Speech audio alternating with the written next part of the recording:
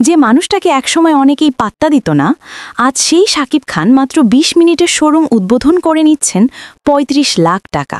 বিশ্বাস করা কঠিন, কিন্তু সত্যি।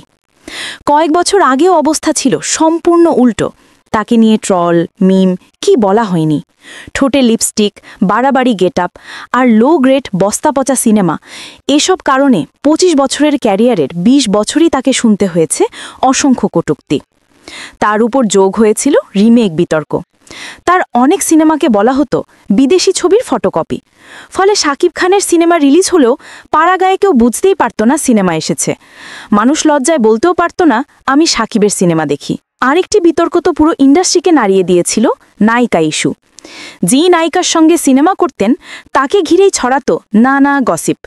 অপুর সাথে এক সন্তান, বুবলির সাথে আরেক সন্তান, আর সেই ২ সন্তানকে প্রথমে অস্বীকার করা। এসব কারণে তাকে নিয়ে সমালোচনা তো থামেইনি। অনেকে তার নাম শুনলেই ক্যারেক্টারলেস বলতো।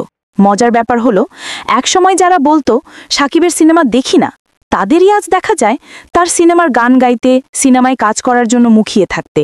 ছোট পর্দা নায়িকাদের আগে কেউ জিজ্ঞেস করলে শাকিবের সাথে সিনেমা করবেন, তারা কথাই শেষ করতে দিতেন না। না, তার সাথে সিনেমা করতে চাই না।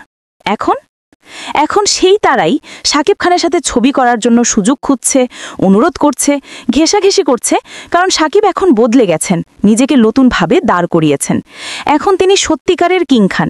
এই দারুণ পরিবর্তনের শুরু প্রিয়তমা সিনেমার সেই বুড়া লোক থেকেই। অদ্ভুতভাবে করা সেই কামব্যাক পুরো ইন্ডাস্ট্রিকে নাড়িয়ে দিয়েছিল। প্রিয়তমা থেকে রাজকুমার, রাজকুমার থেকে তুফান, তুফান থেকে তাণ্ডব, একটার পর একটা ব্লকবাস্টার। যারা একসময় তাকে মাইঙ্গা খান বলে হাসাহাসি করত, তারাই এখন শাকিবের লুক, অ্যাকশন আর অ্যাটিটিউড দেখে ফ্যান হয়ে যাচ্ছে। সত্যি বলতে কি, শাকিব খান যখন বুঝে গেলেন যে বস্তাপচা পরিচালক আর এফডিসি সস্তা সিন্ডিকেট তাকে কিছু দিতে পারবে না, সেদিন থেকেই তার নতুন জীবনের শুরু। তিনি বুঝেছেন জনগণ কি চায়, কেমন সিনেমা তাদের মন জয় করে। আর সেই বুঝ থেকেই এসেছে এই জোয়ারের মতো কামব্যাক। এখন তিনি সোলজার সিনেমার শুটিংয়ে ব্যস্ত। এরপর প্রিন্স, তারপর আরও একটি রোমান্টিক সিনেমা আসছে। তার হাতে এখন একের পর এক বড় প্রজেক্ট। এই সাফল্য তিনি উপহার পাননি, নিজেকে বদলে, ভেঙে, নতুন করে তৈরি করেই অর্জন করেছেন।